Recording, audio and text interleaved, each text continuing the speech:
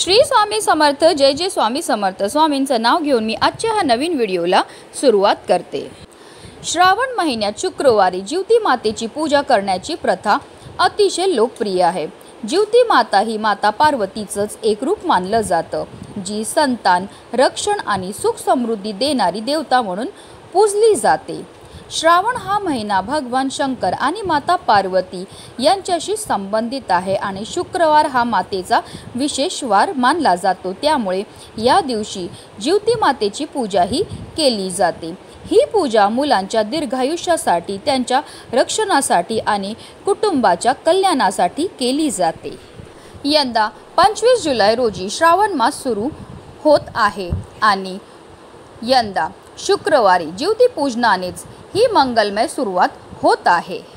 तसेच या वर्षी आपल्याला जिवती पूजनासाठी 5 शुक्रवार मिळणार आहेत।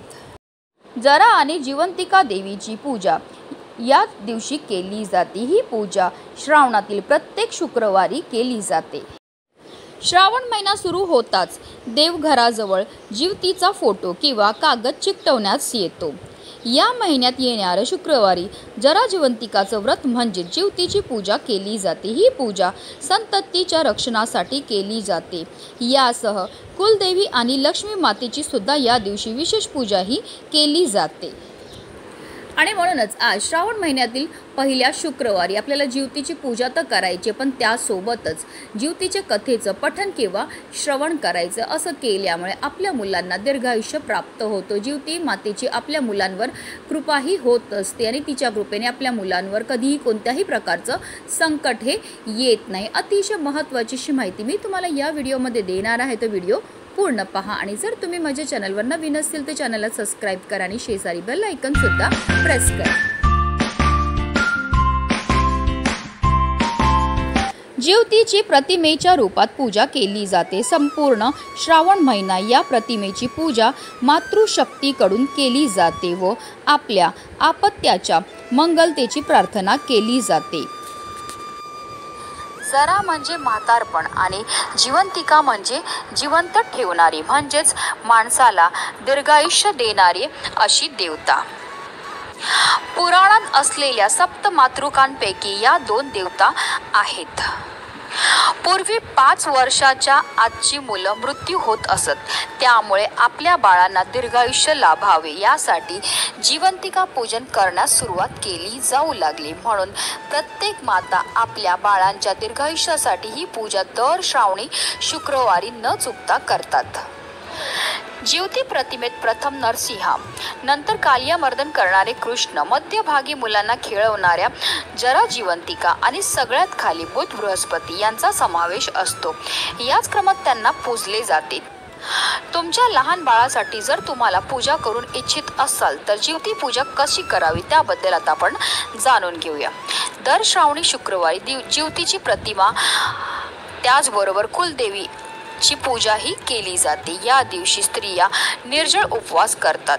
देवी जिवतीची पूजा करून तिच्याकडे बाळांच्या रक्षणासाठी पूजा ही केली जाते। या पूजेसाठी दुर्वा, फुले, आघाड्याची पानं असणं आवश्यक मानलं जातं। याची माळा बनवून ती जिवतीला वाहिली जाते। पुरणाचे दिवे आपल्याला बनवायचे आहेत, ते तुम्ही 5, 7, 9 या विषम संख्येमध्ये हे दिवे आपल्याला तयार करायचे आहेत। ते जिवती पुढे ठेवून साखर, चणे, फुटाणे आणि त्याचबरोबर लाह्याचा आपल्याला नैवेद्य हा दाखवायचा आहे। या दिवशी स्त्रिया लाल रंगाचे कपडे परिधान करतात। महिलांनी सुवासिनींना बोलवून त्यांना हळद कुंकू लावावे। अशा पद्धतीने हा दिवस जो आहे तो साजरा केला जातो। जिवतीची पूजा करून झाल्यावर मुलांना पाटावर आपल्याला बसवायचं आहे। संध्याकाळी आपल्याला जिवतीची पूजा केल्यानंतर आपल्याला मुलांना पाटावर बसायचं आहे आणि त्यांचं औक्षण आपल्याला करायचं आहे।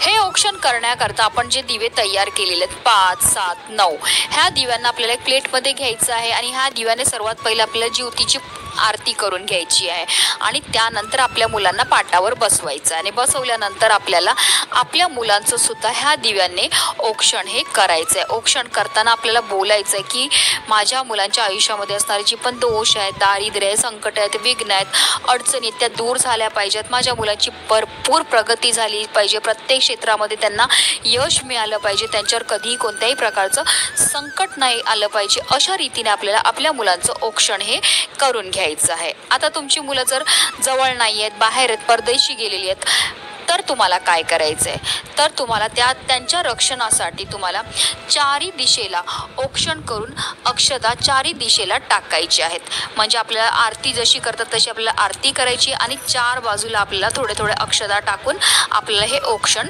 करायचं आहे। अशा रीतीने आपल्याला साध्या आणि सोप्या पद्धतीमध्ये जरा जिवंतिकाची पूजा ही करायची। पूजा केल्यानंतर आपल्याला आवर्जून व्रत कथेचं पठण सुद्धा करायचं किंवा तुम्ही श्रवण केलं तरीही चालणार आहे। एक आटपाट नगर होते, तिथल्या राजाला मूल नव्हतं। सर्व सुख हात जोडून उभी असली तरी त्याचा जीव रमत नव्हता।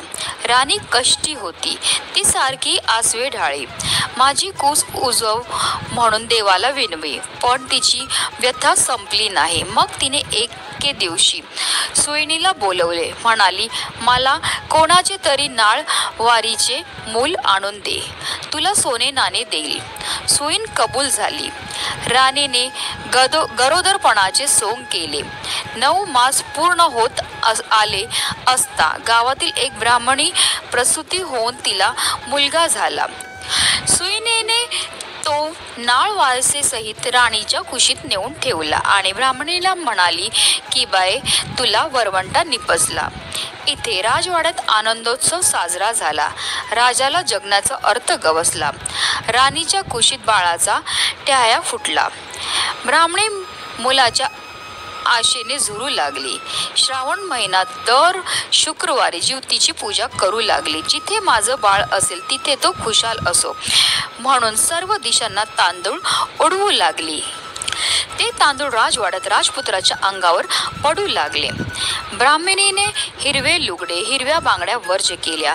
ती कारलीच्या मांडवा खालून जाईना, तांदूळाचे धुवन ओलांडिना। मुलगा मोठा झाला, राज्याचा राजा झाला। एक दिवस ब्राह्मणी त्याच्या नजरेत पडली। तिचे देखणे रूप पाहून त्याच्या मनात पाप उत्पन्न झाले। तिच्या दारातील वासराच्या शेपटीवर त्याचा पाय पडला। गाय वासराला म्हणाली, जो आपल्या आईची अभिलाषा धरायला कचरत नाही तो तुझ्या शेपटीवर सहज पाय देईल। राजाला पश्चाताप झाला। पुढे तीर्थयात्रा करून त्याने सर्व प्रजेला जेवायला बोलावले। ब्राह्मणीही तेथे आली। राजा पंक्तीत तूप वाढू लागला। तिच्या पानापाशी तो येताच तिला पाना फुटला आणि त्याची धार राजाच्या तोंडात उडाली। राजाला राग आला, पण त्याची राणी आई त्याला म्हणाली, बाळ, हीच तुझी खरी आई। राजा आईच्या पाया पडला। आई वडिलांना वाडा बांधून दिला। ज्योती त्या सर्वांवर प्रसन्न झाली। अशी ही ज्योतीची कहाणी। केवळ कथेचं श्रवण केल्याने सुद्धा आपल्याला अनंत पटीने पुण्य हे प्राप्त होतं। ज्योतीची मनोभावे पूजा केल्यानंतर आपल्याला ज्योती आईला प्रार्थना सुद्धा करायची आहे। मुलांना जे आपण ओवाळणार आहे त्यावेळेस आपल्याला आवर्जून बोलायचं आहे, माझे बाळ जिथे आहे त्या दिशेला मी अक्षता टाकते, हे ज्योती आई तू त्याचे रक्षण कर, अशी मनोभावे आपल्याला प्रार्थना ही करायची आहे। आणि म्हणूनच व्हिडिओ जास्तीत जास्त लोकांपर्यंत शेअर करा, जेणेकरून प्रत्येकाच्या बाळाचं कल्याण हो हीच मनामध्ये इच्छा। श्री स्वामी समर्थ। जय जय स्वामी समर्थ।